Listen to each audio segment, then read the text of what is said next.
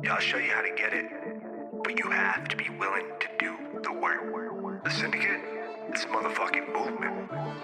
This is the Syndicate. You ain't gotta be perfect, long as you down to put the work in. If when it comes to the bullshit you allergic, well, you just might be my kind of person. Welcome to the Syndicate, where real estate wholesaling is what the business is. Ain't gotta talk about it when you out here living it, so if you out here getting it, then welcome to the Syndicate. Welcome to the Syndicate. Welcome to the Syndicate.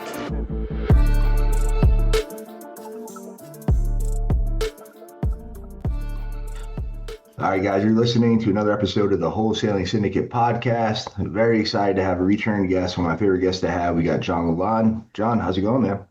Dude, I'm doing well. It's been good to see you since the last event. The last event was killer, man. Had a lot of fun. Thanks, man. I appreciate you coming all the way out. And I know we got some great feedback. I think you're most people's one of their favorite speakers, if not their favorite speaker. And a lot of people said they came out there because they wanted to see you. So it was pretty cool, man. Oh, shit. I'm getting famous. I didn't even know. It's happening. It's happening. You gotta start looking after the paparazzi next, dude. Hell yeah. It was interesting. Like, I had some guys that were in my groups that like wanted to take a picture with me. I was like, this is weird. That's not my thing, is like going out and meeting people and taking pictures. Because you probably notice every time we talk, like, I'm not like a social butterfly. You know what I mean? Like, I don't like go to events and like go talk to everybody. I usually like I get the thing that I need to, and then I leave. Yeah. That's how I normally am with events. I went to another event at the end of last month. It was the same thing. I had like one goal that I needed to get from that event, and so I got it. And then as soon as I got it, I was like, all right, too many people. Let me get out of here. Yeah, yeah, that's crazy, man. I'm the same way. Like I'll find a corner to hide in most of the time and just hang out. So I don't. It's funny because I do the events, throw the events, and I'm not like a huge people person or like big crowds or any of that. So it's I don't know. It's fun. It's always funny at events too, because if I know the person, like I have a decent social battery if I'm talking to people that I know and that have like common interests. It's when I don't have anything that I relate to you with, and we have to like kind of try to find common ground for like 10, 15 minutes. Yeah, I'm so drained from doing that. Like, oh, dude, what's your business model? It's like, oh, wholesale. Oh, cool. I do Airbnbs. I'm like, I have no interest in Airbnbs. Right. and then I'm automatically checked out, like trying to look for a way out of the conversation. And then they're still talking. And I'm like, well, this is awkward. You know what I mean? Yeah, 100%, dude. Yeah, I'm the same way. It's rough. Yeah, Bree's usually my buffer with being sociable. So it's great. Of course, yeah. But yeah, 100% is way easier if you already know someone. And that's great. But I love it, man. But so what's been going on with you, man? What's new in your world? Dude, so the wholesaling business, I'll tell you a change that we made probably since the last time that I came on. I don't remember exactly when that was, but I believe it was over a year ago, right? Yeah. The last time we had. Okay, so throughout the last 2 years, three years, I should say, we were exclusively in Southern California. And Southern California is a great market to be in if you're just trying to like, not work that much and make a lot of money. The reason that I say that is because you're like our average assignment fee for 2024 was 50 grand, right? So really like 3 to 4 deals a month, you're closing 150 to 200 grand a month. Not a lot of work on the dispo. It's not even that much work on the acquisitions because, getting 3 to 4 deals, you really only need to have a handful, 50 to 60 leads coming in per month. So it's like a super, easy, I would say like low time way to make a couple $1 million.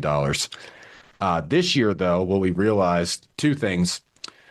One, last year, towards the end of the year, our investors in Southern California started getting very, very timid with the market. Like they really weren't buying like they used to. So like you always need to get pretty good discounts in Southern California. Typically an average wholesale deal, its ARV is 1.1, 1.2. And then, you get it for 650 to 750, somewhere around there. And you can make a good 50K on it. This year, they started going like, 500,000, like really, really low. Or I should say last year. So that was one thing. And then on top of that, we realized that, yeah, it's cool to make a lot of cash, but I've seen it happen too many times where I talk to people that made a lot of money and then they have nothing to show for it like 10 years later. Mm. And I kept talking to these older guys and hearing that happen, and it kind of gave me like enough of a fear to go, okay, I need to start buying rentals again, because I bought a lot for the first 2 years of my career. I bought like over a hundred doors. And then for like the next 2 years, I just stopped completely buying rentals and I just started wholesaling. And I got engulfed in this like wholesaling business. And I was like, wait a second, I'm a real estate investor, right? Not just a wholesaler. So all that being said, so then I decided to shift markets, and we opened up some other markets where we can buy rentals. So I buy a lot of rentals in Missouri. We opened up Alabama, and we opened up Atlanta, Georgia. So Birmingham, Alabama, and Atlanta, Georgia, and mainly for rentals. So I'm buying one right now. I'm actually closing two this month. I'm buying one in Birmingham, and I'm buying a duplex in Atlanta. And that's been the main thing that's changed for us. But I can tell you, I mean, we can go into it. There's been a huge learning curve from just being in one market with like super professional investors to going into multiple markets, and especially low cost markets. We could talk about that if you want. Like there's been a lot of things that I've learned that are much different going into the like kind of more of a nationwide model, or like Midwest market versus SoCal. That's been the biggest change for me lately. Yeah, no, let's dive into it. Yeah, I know a lot of people are curious about that and what the differences are. And a lot of people just preach like, yeah, just one or the other. So yeah, I'd love to hear your perspective on it for sure. Well, okay, so I will tell you the biggest thing is there's I think of it like three different strategies when you're picking your market. You go like Miami, New York, the Bay Area, Southern California, maybe like some small pockets like in the Northeast where you got some really expensive homes, right? Hmm. That's one strategy. What that looks like is you're going to have really big deal sizes. So like I've got some students in our advanced group that are in New York, and their average deal size for an assignment is like $67,000, and for a flip it's like 160 grand, like crazy numbers, right? The problem when you go into markets like that, the SoCal, Miami, the kind of like the bigger markets where you've got a ton of competition, is your cost per deal generally is higher. Like your lead cost is a little bit higher. You have to be really, really good to keep your cost per deal down. You have to be a savage at sales if you're going to survive in any of those markets, right?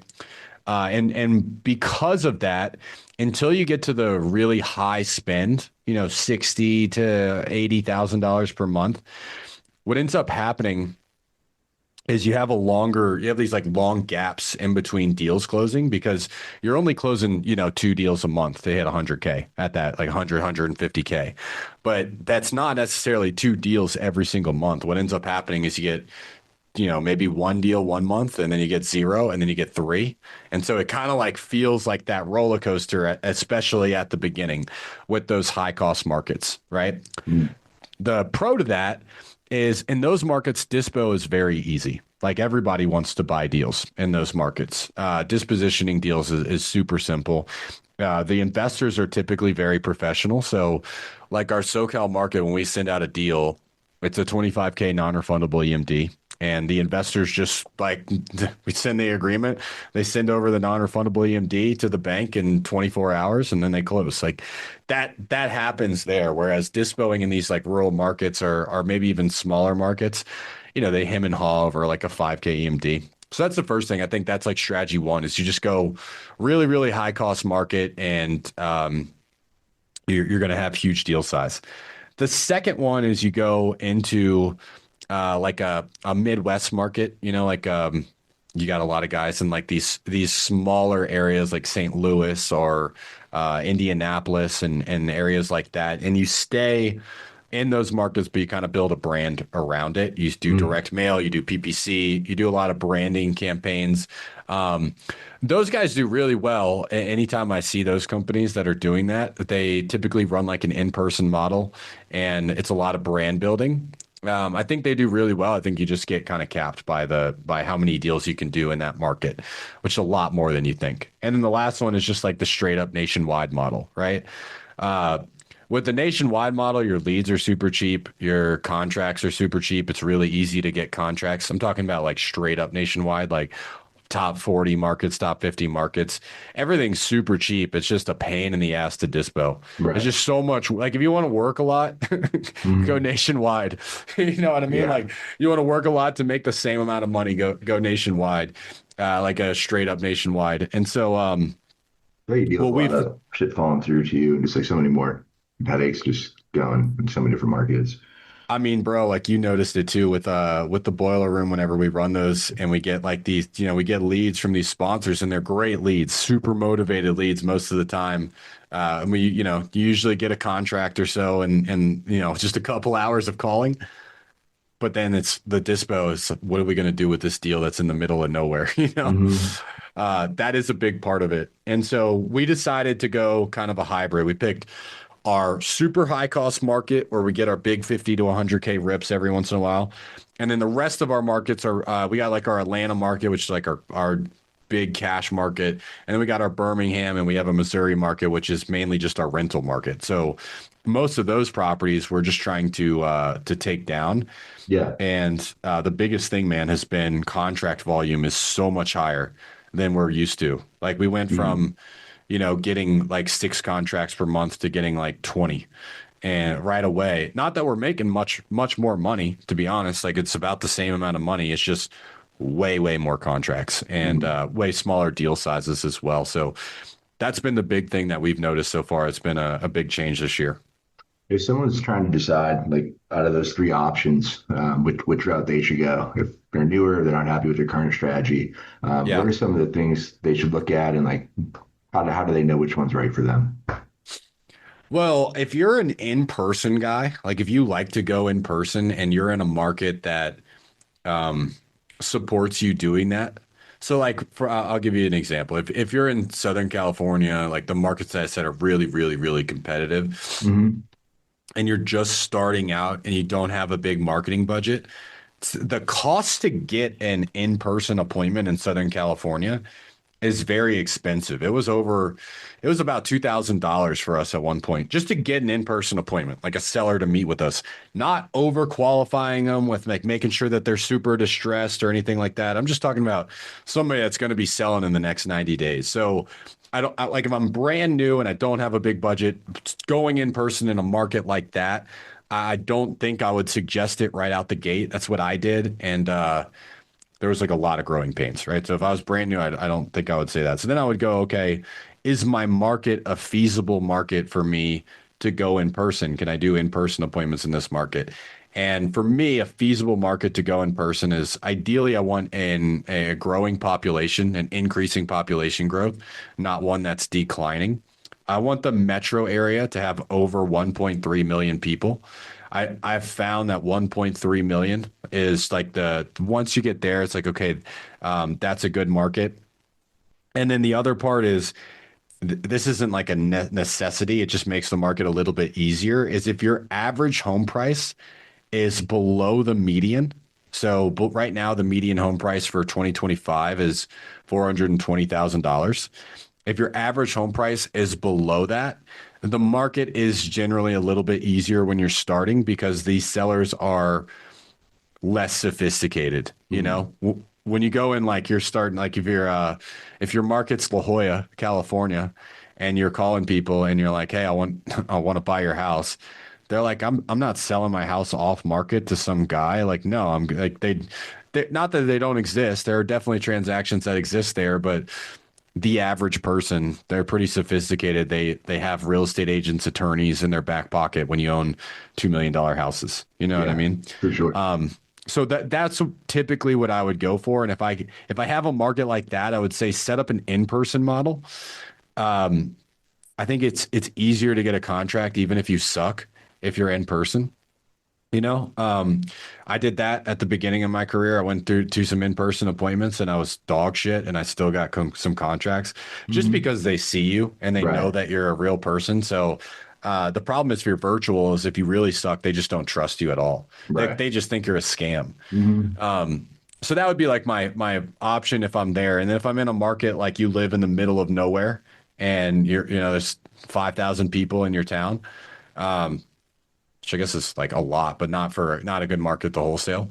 If you're in a really small market like that, just go nationwide and you have a Yeah. small budget like that will give you the most reps, like the just straight nationwide model. You're going to talk to so many motivated sellers. You're going to have so many opportunities to get contracts. Your problem's just going to be dispo. So like Yeah. you just JV with people at the beginning. Right. That's what a lot of people do. No, I think that's the best advice. Yeah, it's a huge gold nugget. I think one of the biggest mistakes I made when I started was not JVing or just like trying to do it all myself. And then it's just not only is it hard, but you just Yeah. take your foot off the gas, like especially if you're just starting out and it's like you're not doing acquisitions now and you're trying to dispo in this market that you might never do a deal in again or not for quite a long time. And it's just yeah, it's so much easier just to JV and to get make 50% or whatever instead of making nothing. Plus, there's markets like there's people, New Western is in almost every major market. Hmm. And I don't know how they freaking do it, but they just move deals. Yeah. You know what I mean? Like if you got a deal and New Western can't move it, it's probably not a deal. You Yeah. know, they're crazy. Like we still put them on our buyers list and we'll still sell them deals. Like we actually closed on a deal with them and they were the highest offer. And we have I have a full dispo team. I have an Mhm. actual disposition manager doing outbound, dispo assistant doing outbound. We use investor lift. We have investor base. We got all the tools. New Western comes in higher. Like, dude, like if you're just getting started, it's such a hack to be able to use them. Um, so and then you could also look at like what markets they're not in. Those are probably Mhm. not great wholesale markets, you know? Yeah, that's a great strategy. Yeah, I think just looking at what the big players are doing and just kind of reverse engineering it is huge for sure. So I've Yeah. never done a deal with them. What's it like working with them? Like, is there anything like you'd recommend Yeah. people do or don't do? So the interesting part about the deal that they did with us, I don't know how they did this, but they closed on it. Like they didn't have to do their like normal investor walkthrough. This was new to me because in the past when we worked with them, typically what would end up happening is they would give you a price they think it's going to sell for, and then they do all their showings, and then it may or may not sell. And that was super frustrating for us. So like a year ago when we were in SoCal, I would have never recommended working with them. I would have been like, dude, they're a complete scam. Never work with them. And that was what would happen is we would do JV deals with them. They would say, okay, we're going to offer you, 450. Then they would do their investor walkthrough, and then they would do the renegotiation at that point, down to a price that typically wouldn't make any sense. And then they would piss the seller off because they had, 500 people come through the Mhm. house.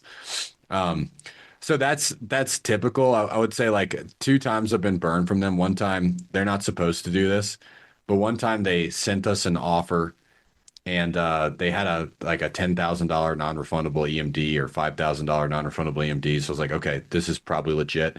And then they they had 72 hours to submit the EMD.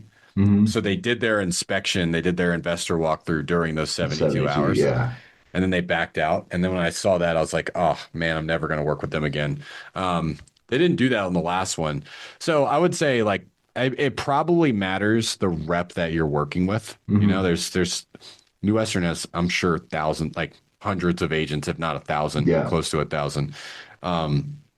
And so it probably matters if you're working with somebody that has a good reputation, that is going to be honest with you. They have too many people and they're too big to be able to manage, every single person, check every single thing that everyone's doing. So I think like the biggest thing is make sure that you are working with somebody that's good if you're gonna dispo with them. 100%. Is there Yeah. anything else, even besides New Western, that you'd recommend people look for when like evaluating JV partners? Dude, I think there's all of these guys that um are like they think it's the easiest way to get started is they just try to JV. They're like, "Oh, I'm going to go get other People wholesalers deals, yeah. contracts and I'm going to start daisy chaining them." There's people that And teach that.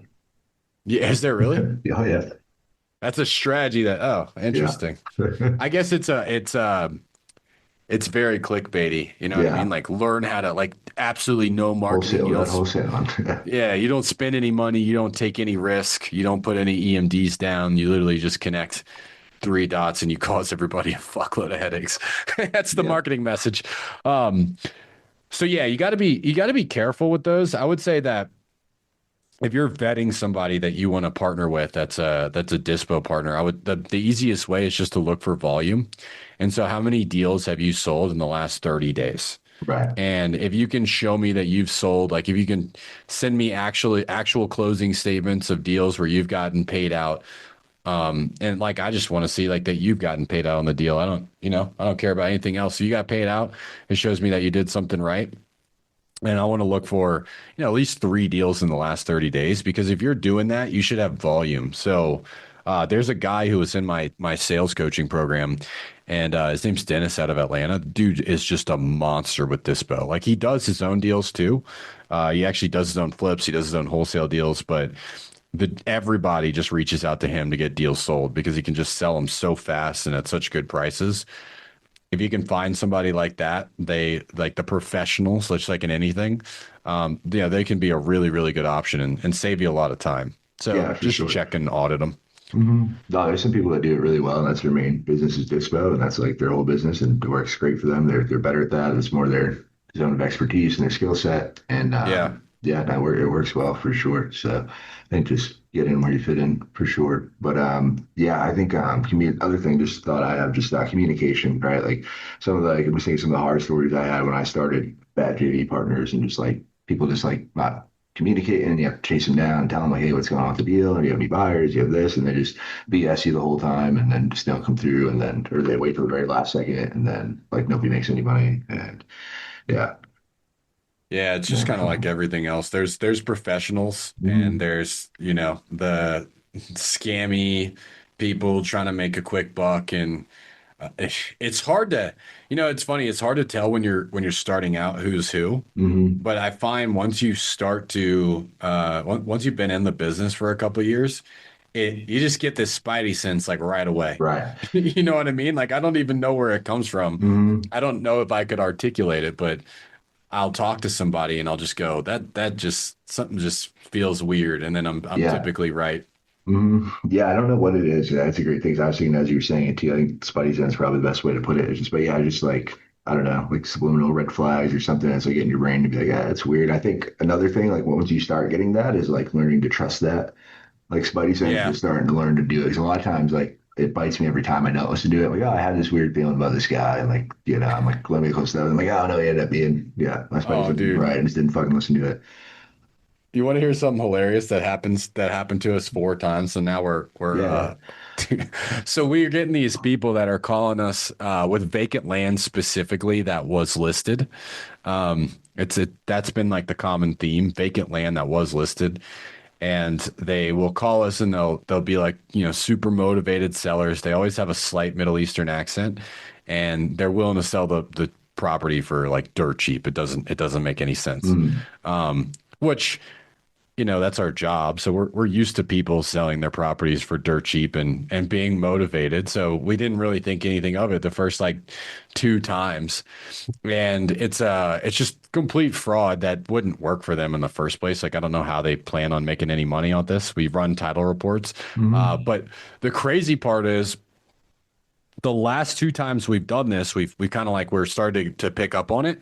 So we say, all right, send us your ID to make sure that you're actually the seller. And they have the seller's ID somehow. Wow. I don't know how they get access to their ID, but somehow they're able to get a picture of their ID. And so you would think that you're talking to them. The way that we caught it is, you have like Eugene Smith from Alabama and he has a Middle Eastern accent. You know what I mean? Or like Billy. Yeah. And then he's got a Middle Eastern accent. You're like, yeah, this doesn't make any sense. And so that's happened to us four times in the last 60 days where these people have called us Wow. And but then we found the trends, and now we're like, okay, this is definitely, it's always it's been vacant land each time. It's been a guy with a Middle Eastern accent. And so now what we're doing, hopefully they don't hear this. Now what we're doing is we're going to tell them like, yeah, we're going to sign the agreement. And we found a little city that's inside the Grand Canyon. It's actually a town inside the Grand Canyon. It's the hardest place to reach inside the United States. So we're going to tell them like, hey, we don't go through title companies. We do everything cash. That's the way our business works. And we're going to see if this works. We're going to tell them to meet us in this Grand Canyon city, and we'll see if they actually go there.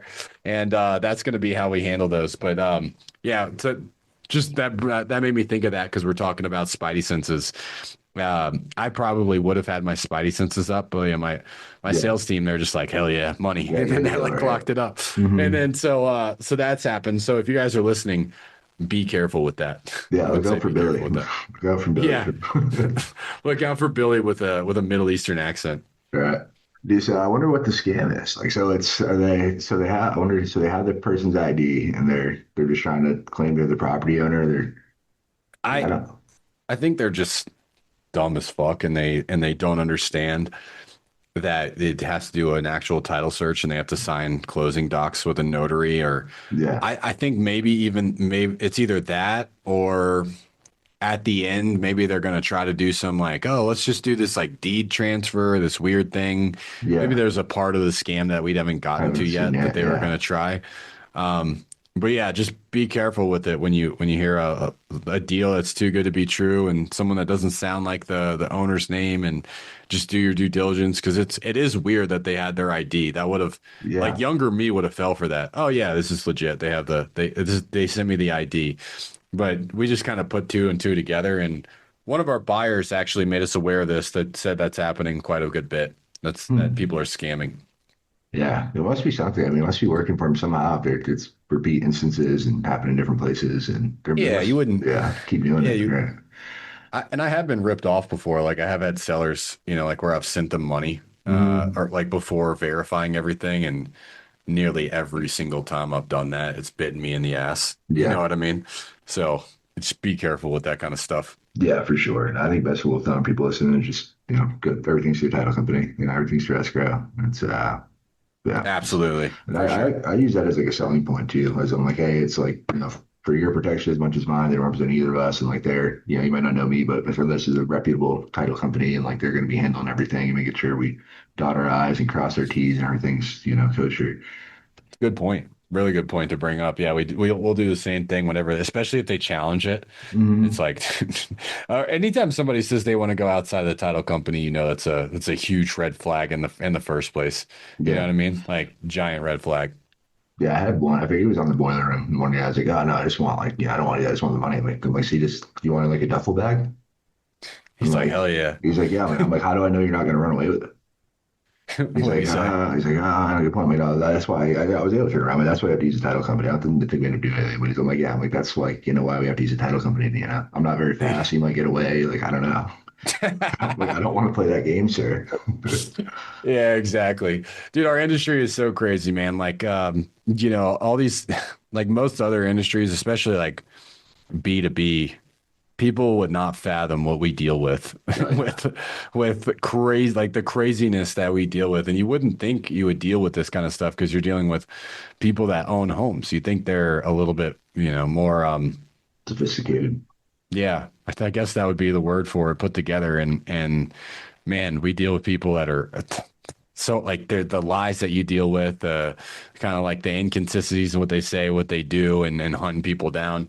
It's an interesting industry, and it's why you make a lot of money doing it. You know what I mean? Like, it's why you can make a lot of money, because most people just will not put up with that. There's a reason why we don't have any institutional competition.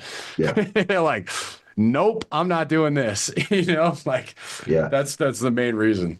Yeah, there's Sunday was trying to do their own thing for a while, and then I don't know if you're doing them, but they were they shut down. I don't think they're in like one market now, I think, last I checked.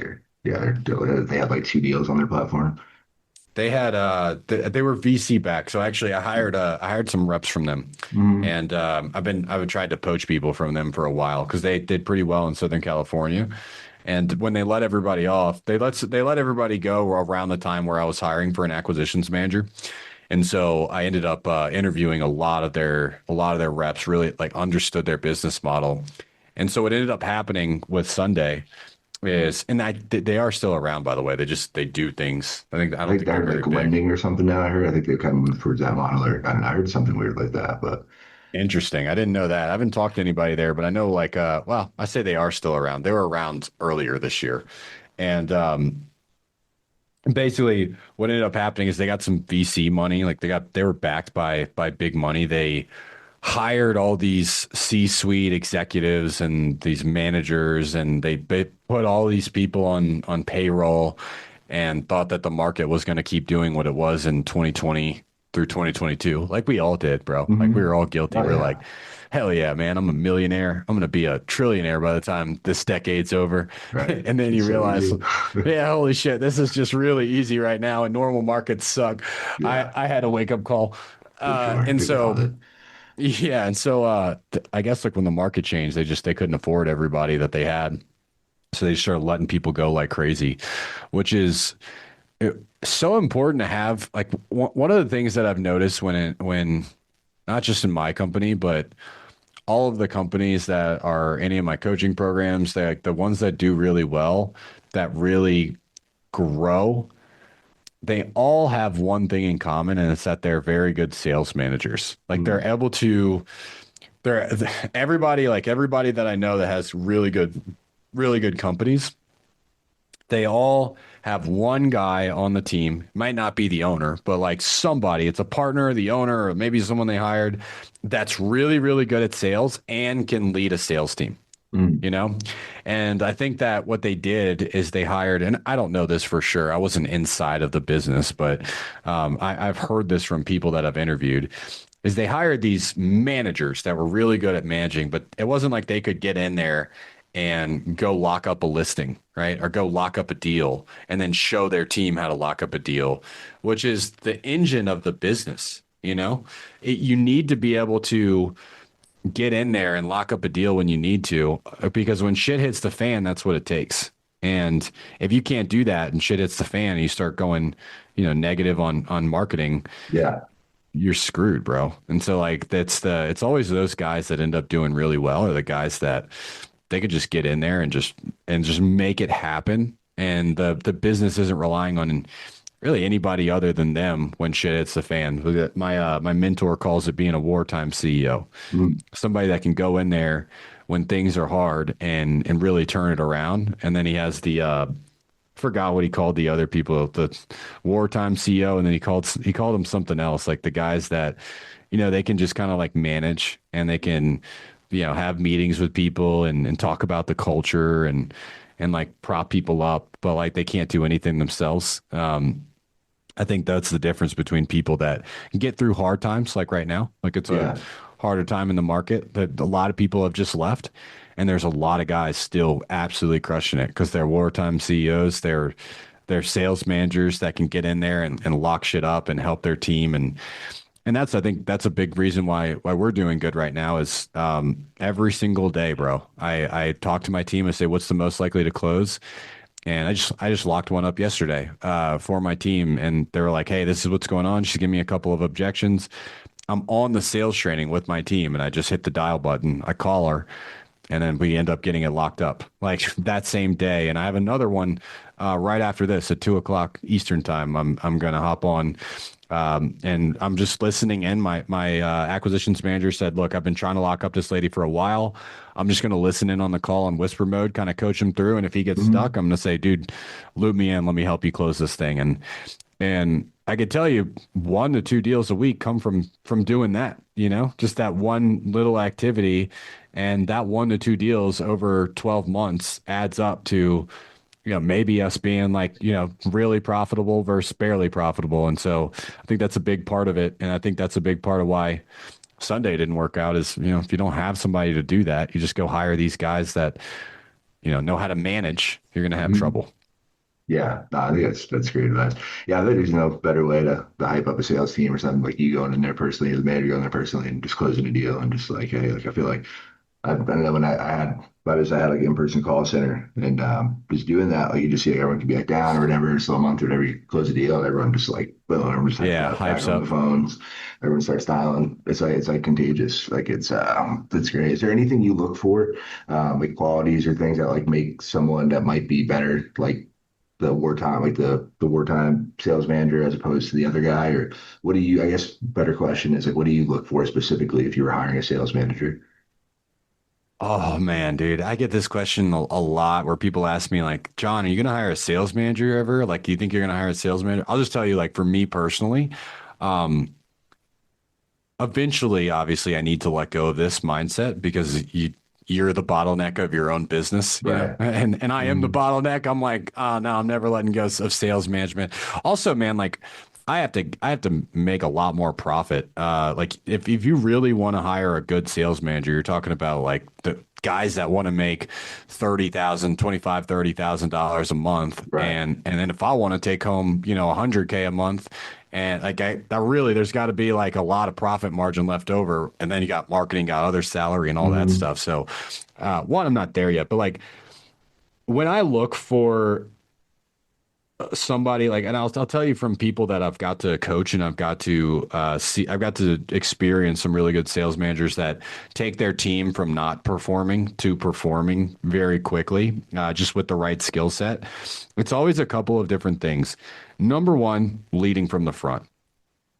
I And it's my experience, but I have yet to see a really good sales manager that doesn't lead from the front. I just haven't seen it. I think there are leaders that don't have to lead from the front necessarily. There's really good CEOs that aren't, necessarily doing the engineering if they're like an engineering company, but I think the best ones do. Mhm. Elon Musk still like on the floor doing a lot of work.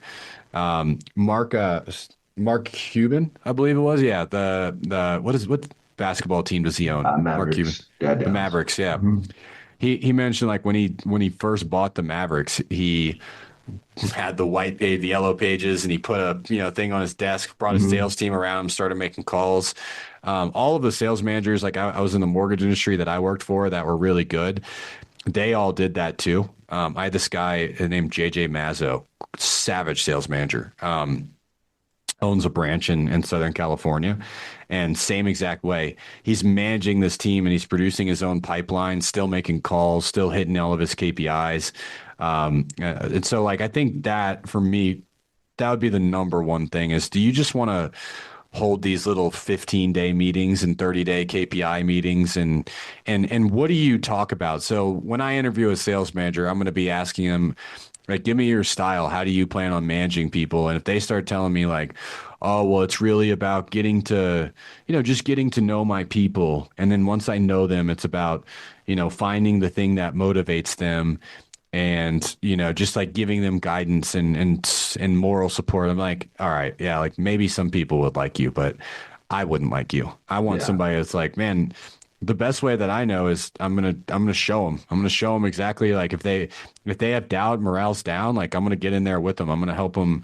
I'm very hands on. I think that would be the number one thing I would look for, is a very hands on sales manager. I think that would be number one. And I'm coming up with this from people that I've seen inside of my group do really well at sales management. I think the second thing is, if you're too much of a people person, or a people pleaser, you struggle with being a good sales manager. So if you're always worried that you're going to upset somebody, then you're just going to be a bad sales manager. Like, you have to have difficult conversations when you're a sales manager. And for me, I don't even believe that they're difficult. I think that they're just necessary. So I'm never Mhm. mean to my team or rude to them or like call them out or disrespect them or do anything like that. It's just, you show up every morning, you say, hey, what were your KPIs from yesterday? If they tell me that they only made one offer and their KPI is two, I'm going to ask them right there, why didn't you hit your two offers? Not from a like you're in trouble. I'm just like, man, what happened? Why'd you not hit your two offers? And the next question I'll ask them is, how are you going to make that up today? And then Mhm. when are you going to let me know? And I just have that like simple process, and it's not even confrontational, but some people struggle with like Being just direct. Yeah, like they struggle with these basic questions like, why didn't you hit your KPIs? They just won't ask that. They'll be like, oh, okay, are you gonna make that up tomorrow or what's the plan? And like, no, bro, just that. Why didn't you hit it? Yeah. Oh, okay. Well, I get it. Life comes up. How are you gonna make it up today? Cool. When are you gonna let me know? Awesome, man. We'll get after it. Let me know by the end of the day when you're done with that. It's not that confrontational. It's just Yeah. it's just asking them. And I think that's the second thing, is being able to be direct with your team. And then the last thing, like, and also important, but maybe not as important, is being able to motivate them and pull them out of ruts, because salespeople tend to be a little bit emotional, Yeah. and they have a bad call. Sometimes that bad call kind of bleeds into their next call, Mm-hmm. which bleeds into the next day, which bleeds into the next week. And then all of a sudden they went like 2 weeks without a contract, Right. and they start to question their entire life. Like, Yeah. man, am I like the worst salesperson ever? You know what I mean? Like that's what they're cursed. thinking. Right, I lose the Yeah, mojo. exactly. But yeah, am I cursed forever? Am I not going to get out of this? So like, Was I ever good? exactly. Was I just getting laydowns for a year? I had somebody on my team. He went a week without contracts, and I pulled him aside. I was like, "Hey, bro, like let's just help you get out of this. Just a little bit of a rut. Let's help you get out." And got a contract. We helped him get one. I think a day later.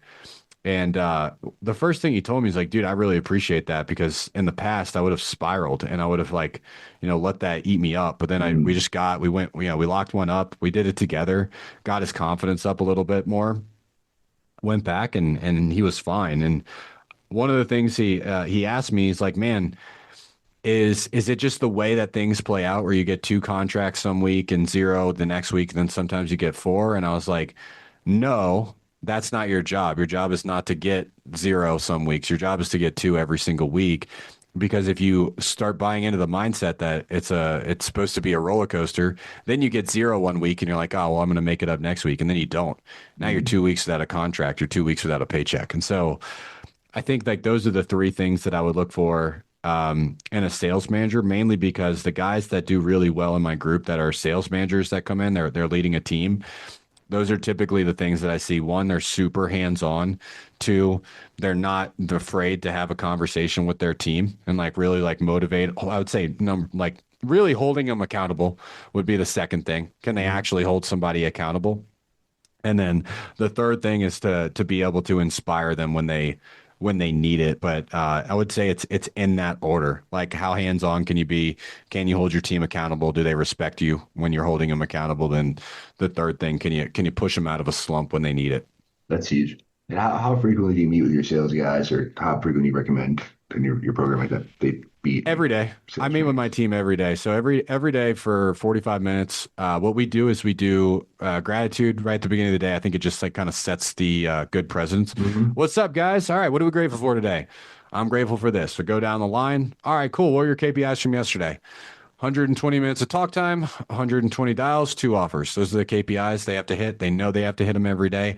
There's no like, oh, let me go find my KPIs. You know what I mean? There's none of that. Like, oh, I need to go find my KPIs or let me go look. They know it's coming. They already have them ready every single day. So it's like, I got 128 minutes of talk time. I hit 89 dials and I got 2 offers. I don't care about dials if they hit their talk time and offers. And then the last thing I ask them is, what's your most likely to close? And so they need to have that ready every single day. And so they'll tell me what they're most likely to close is. I'll ask them what's stopping them from closing. And once they tell me, I'll decide what I'm going to train on that day based off of that. Unless I start seeing a pattern, then I prepare something for them. So like typically, I'll give you a perfect example. Yesterday, I asked them what their most likely to close was. And there's this woman, Serena. And I was like, all right, what's getting in the way? And he's like, oh, well, she has like some logistics things where, she's got a tax sale coming up and she doesn't really know about, everything going on. If she kind of wants to keep it, she's not really sure, but, decide like, you know what, I'm just going to call this one. And so I just called, went through the entire process. And then today our entire training was me reviewing that call with them, walking him through why I did the things that I did. Right. Sometimes it's like, oh, she gave me a partner objection. I'm like, all right, cool. Walk me through how to go through a partner objection. So they'll say, okay, does the money work? Does the time work? Do you trust us that we're going to get this done? Yes. Let's say you go to your partner and they say no. Would you do it? And if they say yes, I would still do it. You go, okay, well, if you're going to do it anyway, let's get the agreement started. We'll give you like a 24-hour period to talk to your partner, but at least you get it started today. So I'll ask them, can they go through that process? And then what happens at the part? If they say no, well, would you want to put yourself in that position if you didn't have to? No, I wouldn't. Yeah, right. Because ultimately, who's responsible for this? Yeah, it's me. So what do you feel like you need to do to put yourself in the best position? So I like go through these objection handlers with them. I'll see if they have it. I'll role play it. Then I'll have them call the seller and I'll listen in on whisper mode. And so I'll listen to their call and make sure that they're doing everything properly. And if it goes well, boom, they close it. I didn't really need to give them feedback. Sometimes I pop in and they can hear me, the seller can't. So I whisper to them and I'll give them like a little bit of feedback. And if I really feel like the call's not going well, then I'll say, hey, can you just like tell them your manager walked in, loop me in, and I'll help you with this one. And so they're like, oh, hey, my manager just walked in. He kind of overheard some of the conversation. He might be able to help you with some of the concerns you have. You want to just talk to him really quick? Oh yeah, let me just loop him in. And so like I wait like 5 seconds and I just barge in the call. Yeah. Hey, this is John. May I help you? And so that's typically how our sales training goes. So I do that every single day. And then every 30 days, I have a 30-day protocol that I go over with them. And it goes over, number one, how many leads were they assigned? Because I have a promise to them that I'm going to get them enough leads. Like I can't say, hey, you need to make you need to bring me $100,000 a month in revenue and not give them any leads. And I think a lot of people do that and it's fucked up. They're like, oh, I expect you to hit these KPIs. You need to bring me, 8 contracts a month. And it's like, well, how many leads are you getting them? Oh, I give them 10 leads a month. It's like, bro, what do you expect them to close 80% of their leads? Yeah. Only 60% are going to answer the phone. You know what I mean? And so I give them my promise to them, right? That they're going to get their 80 leads per month. And so I do that on the form. Now I have 2 reps, so I need to give them 160 leads per month, right? So if one rep has 100 and the other one has 60, that's on the rep because they have 3 minutes to claim the lead. So I do that. I look at that first. Then I look at, okay, I gave you this many leads. How many offers did you make on those leads? Right. And so I go from leads and then how many offers and then how many contracts did you get off of that? And then how much talk time, how many closed deals, how much revenue. I look at that every 30 days. That's the first thing that I look at. From there, I ask them, what would you like me to start doing, stop doing, and keep doing? It's on the sheet that they have to fill out prior to our meeting. And then what would they like to start doing, stop doing, and keep doing? So this helps me as leadership feedback. So they might say, hey, I would like you to, I'll give you an example from the last one. They're like, I'd like you to start being more available because your calendar's always full and I can't ever talk to you. I'm like, all right, cool. So I opened up a day on my calendar. What would you like me to stop doing? One person I had on my team, he's not with me anymore. He was like, man, I don't really love when you call me out in front of the rest of the team. If you have to call me out, can you just call me out like one-on-one? I was like, yeah, sure, I can do that. So it's like, what would you like me to stop doing? Would you like me to keep doing? Oh, dude, keep doing the manager calls. I love when you jump in, you help me close the deal. So I go over that. That's the next part. And then the last part that I go over with them is at the beginning of hiring them, I ask them what were their goals. And so one of my reps' goals is to be able to like help his mom with a home, right? And so we figured out how much money does he need to be able to do that, and what are his KPIs that he needs to hit. And so we have that written down. I'm like, where are you in relationship to that? Are you below? Are you above? Are you hitting? And so we check that. I give them, I ask them to write down 3 things that they feel like they're doing really well. And then at the end of that, I have coaching comments. And so for my coaching comments, I usually give them a shit sandwich, meaning I'm like, dude, you did really good at this. Like, this was phenomenal. Keep doing this. This is the number one thing you need to improve on. When you do this, this happens. This is why that happens. And then this is how to fix that. And then I'll give them another compliment. But overall, you're doing great. Keep up the good work. Keep doing that. And I'll give them some resources at the end of how to work on the thing that I told them to work on.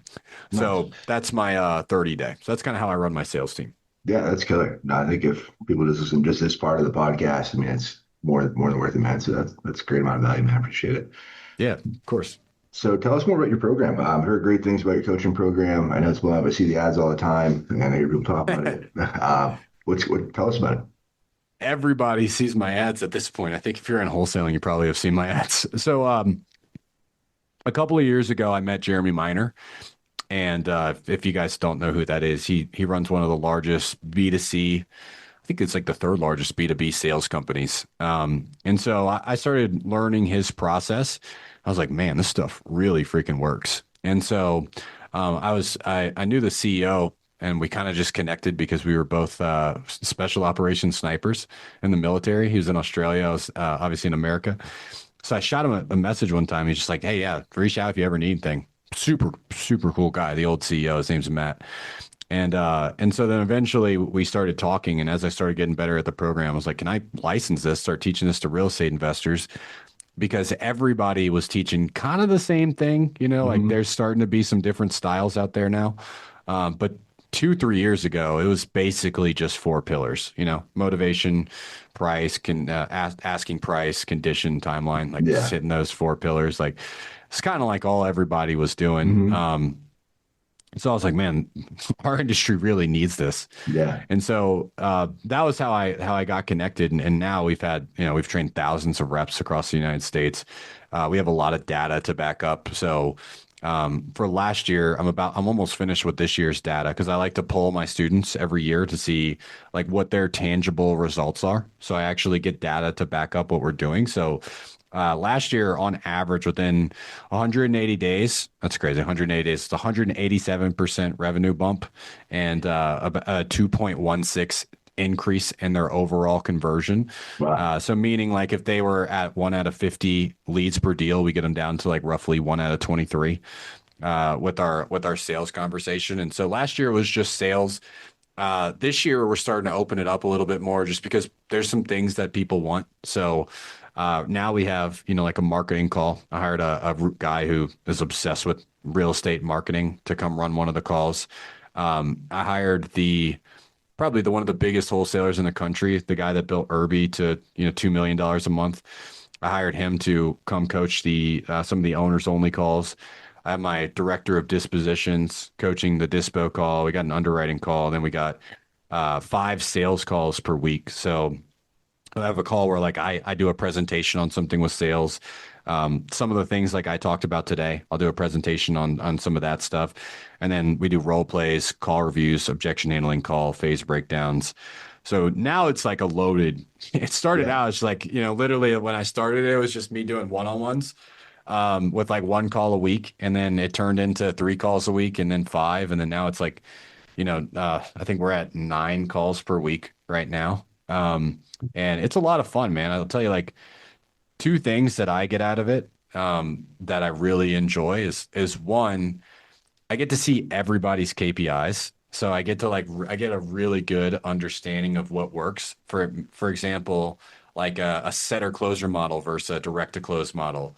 I get to see like, what marketing channels are working for people. So I get to see a lot of that. And the other part is I get a really good pick of talent acquisition. So recruiting used to be very difficult for me because I'd have to go like outbound people to poach them from other companies. Now I have this giant, community of people that I'm already coaching. And so if a lot of them are acquisitions reps that are working for other companies. And like there's this guy I'm about to hire right now. His company just screwed him on a deal, like basically paid him like a fraction of what he should have been paid on a deal. And he's like, screw them. And I'm like, all right, cool, bro. Come work for me. I'll make sure you don't get screwed. And so everybody on my team right now came from my coaching program. So I get to hire from my group people that are already trained. That's good. And then I get to see like you asked me about sales management. I've never hired a sales manager, but I can tell you from the guys that I've coached who ends up doing good, who ends up not doing good. So I get a lot of cool insights from it. So I really enjoy it, man. Like if I didn't love it, I would just be doing wholesaling because running 2 businesses sucks. Yeah. You know what I mean? But I get a lot more than just, obviously I get paid for it as well, but I like it all loops in and it loops into supporting my wholesaling business, which it was the most important thing, right? Like that my main business does good. And so it's very helpful for that. I love that. No, I think it's great. I've heard great things, and no, it's really cool when you have something that's symbiotic like that. If people are interested, they want to learn more about it, want to join the group, or I don't know if you do open enrollment or how that works, but how can they find out more about the group? I usually recommend like people to go check out my YouTube before you ever reach out to me or hit me up about anything, just because you might see my stuff and be like, oh, this I don't really like this style. I don't really like this, whatever. So go check out my YouTube and consume some of the content. I have videos where I talk about my sales management style. I have videos that I talk about my sales process. Basically anything that I talk about when I in my coaching program. I have like a very low level kind of free version on YouTube just so you can kind of see what's in there. Mhm. I think like right now you got to be careful with who you trust. And the only way Right. to really show people that they can trust you is give them something for free where you're talking Mhm. about the thing. And if you get value from that and you feel like that was good, then my paid program might be the option, the next best option. I love it. And you just type in your name on YouTube. Oh yeah, probably should tell you guys how to Yeah. find it. Yeah. Be Jon helpful. Lalande, Jon Lalande on YouTube. I have a unique last name, so you probably won't find anybody else. So if you just look up, you guys can see my last name somewhere here. If you guys look me up on YouTube, you'll be able to find me. It's pretty simple channel. For sure. If you guys just listen to the audio, it's Lallande. And I probably Yeah. wouldn't have got that if I couldn't read it. But I could I read wouldn't have got that either if I didn't, it. if it wasn't my last name. But are we doing another wholesale syndicate event next year, or what's the We are, plan? yeah, probably same time next year. Yeah, we're still Hell mapping it yeah. out. I'm waiting. Usually, like the last week or two of this month, I'll sit down and really kind of just dial in what next year looks like. But yeah, we're doing something for sure. Yeah, I'm trying to make, Dude, always trying to make it bigger and better. But yeah, I'd love to have you come be back for big sure. next year then, because this one was big, bro. This one had a lot of people, and I was impressed at how organized it was. Like everything flowed, everything was smooth, and there was a lot of people there and a lot of big names there too. It was a lot of Thanks, fun, man. man. Yeah, it's all Brie that makes it organized. I'm just there. You're just a pretty face. Yeah, I'm just there. I'm not even that pretty, so I'm just there. I'm just a face, man. Yeah, I'm just there. But no, thanks for saying that, man. No, I appreciate it. Yeah, we have fun doing it. It's great meeting people and just, yeah, seeing people get value from it. And don't feel messages after like, oh, we closed deals. This guy's, this guy's speech helped me with this one thing, and I was Oh struggling for hell my yeah, business, and yeah, it's really cool. So I'm excited. They're yeah. fun. We're gonna keep doing them. I connected with somebody at your event that we're using right now as a vendor. That we're getting onboarded with them right now. So there's also like good connections that you can make from, like there's always people there that can help you out with whatever problem you're trying to solve. Like Mhm. the really cool, man. It was an awesome event. Thank you, man. No, I really appreciate you coming out. And yeah, no, I'm excited. Yeah, 2026. Yeah, we're gonna do it bigger and better. So I don't know what that looks like yet, but it's gonna be fun. Let's meet at the end of the year. If I don't hit 3 million by the end of the year, you can call me a giant pussy. All right. Sounds good. I'm gonna put it in All my right. calendar. But man, I appreciate you coming on, man. This is great. I got ton of value. I know we mentioned the YouTube. Anything else that people can Now check YouTube me the out best on place? YouTube, Well, Instagram. You one can go place. find me on there too, but Instagram sucks. I can't really teach you anything on a 60-second reel. So I always tell people go to YouTube, and you can find out anything else about me from there.